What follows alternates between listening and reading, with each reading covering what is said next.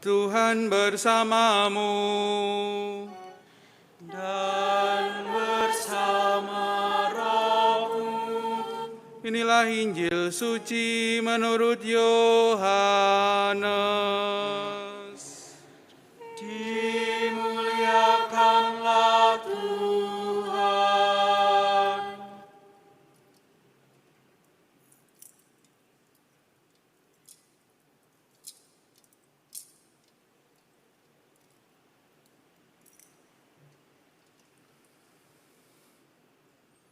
Dalam perjamuan malam terakhir, sesudah Yudas meninggalkan ruang perjamuan, berkatalah Yesus kepada para murid yang lain, "Sekarang Putra Manusia dimuliakan dan Allah dimuliakan di dalam Dia. Jika Allah dimuliakan di dalam Dia, Allah akan memuliakan Dia juga di dalam dirinya dan akan memuliakan Dia dengan segera. Hai anak-anakku, tinggal sesaat lagi Aku ada bersama kamu. Aku memberikan perintah baru kepada kamu, yaitu supaya kamu saling mengasihi. Sama seperti Aku telah mengasihi kamu, demikian pula kamu harus saling mengasihi. Dengan demikian, semua orang akan tahu bahwa kamu adalah murid-muridku, yaitu jika kamu saling mengasihi." Demikianlah sabda Tuhan. Terpujilah Kristus.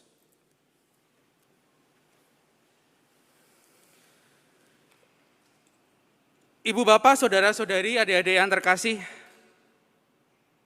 hari ini kita diajak merenungkan tentang kasih seperti tema perayaan Ekaristi kita, budaya kasih, jati diri murid Kristus. Sudah pada tahu ya, kasih itu ya, sudah berulang-ulang disebutkan ya. Bacaan pada hari Minggu ini, Yohanes 13, itu kita dengarkan juga pada waktu Kamis Putih. Yohanes 13. Memang ini kelanjutan dari Kamis Putih, yaitu upacara pembasuhan kaki yang dilakukan oleh Yesus.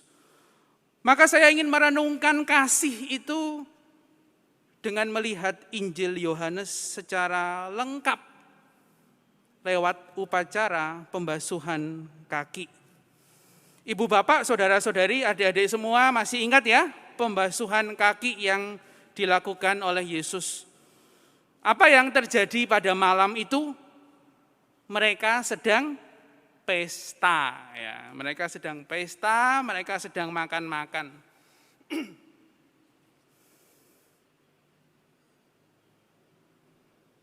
Ketika di tengah-tengah pesta, apa yang dilakukan oleh Yesus?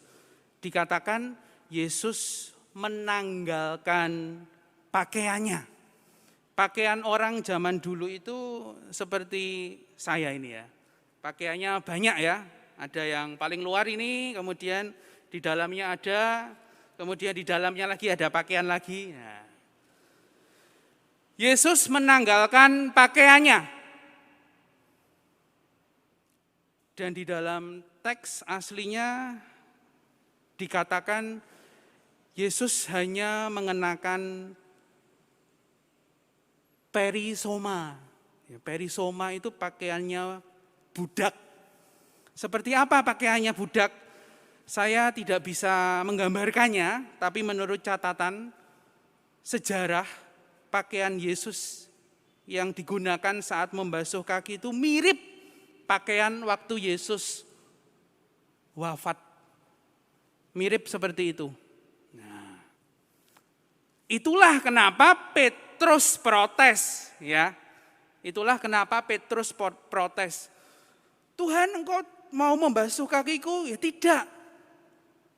Petrus bingung. Kenapa Yesus mengenakan pakaian seorang budak, lalu kemudian membasuh kaki para murid.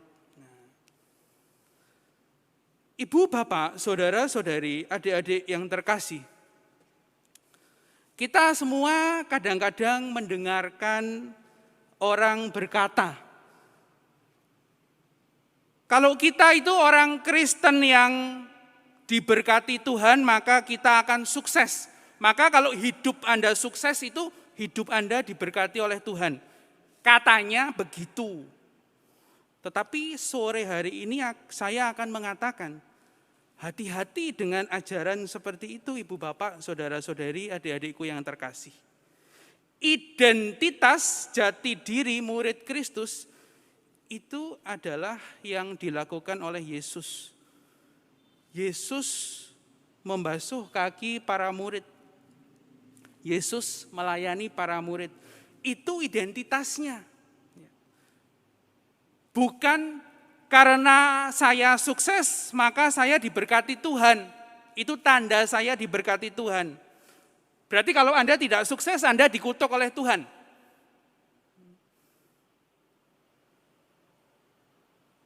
Keliru ibu bapak, saudara-saudari, adik-adikku yang terkasih.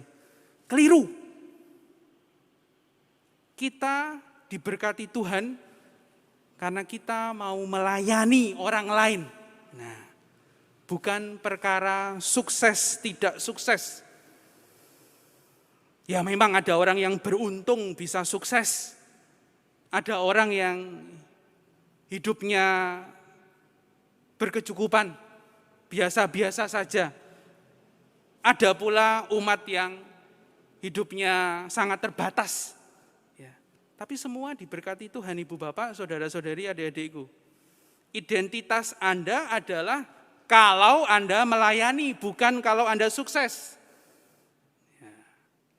Maka di dalam kisah pembaptisan dilanjutkan apa yang dilakukan oleh Yesus. Setelah Yesus selesai membasuh kaki para murid, apa yang dilakukan oleh Yesus? Yesus memakai kembali pakaiannya. Tapi orang tidak teliti membaca kisah itu. Ada yang tidak dilepas oleh Yesus. Celemeknya tidak dilepas, ibu bapak, saudara-saudari, adik-adik yang terkasih. Waktu Yesus mau membasuh kaki para murid, dia melepas pakaiannya dan mengenakan celemek. Nah, setelah Yesus mengenakan pakaiannya kembali, apakah celemeknya dilepas? Tidak dilepas, tetap dikenakan. Artinya apa? Artinya orang Kristen, pengikut Kristus harus siap untuk melayani. Celemek itu tanda pelayanan Yesus kepada kita semua.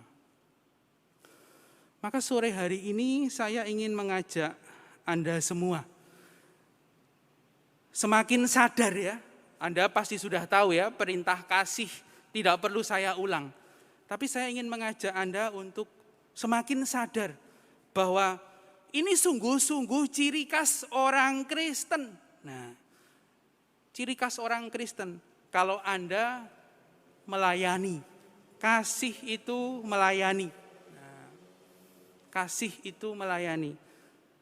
Orang-orang kagum dengan orang Kristen karena orang Kristen itu melayani, orang Kristen mengasihi. Maka kita mulai dari keluarga kita masing-masing. Bapak melayani ibu, ibu melayani bapak, orang tua melayani anak-anak, adik-adik melayani orang tua, saling melayani, saling mengasihi. Kalau ibu biasanya galak, ya sekarang galaknya dikurangi sedikit. Nah, kalau bapak biasanya tidak peduli, tidak pedulinya dipinggirkan, semakin peduli.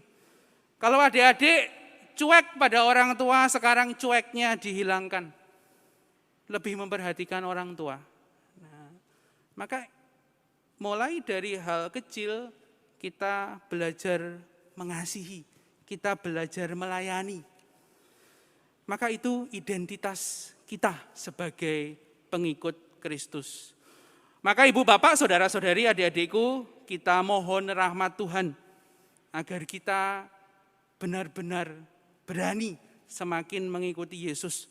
Yesus yang sungguh-sungguh mengasihi kita. Maka kita juga mau mengasihi satu sama lain.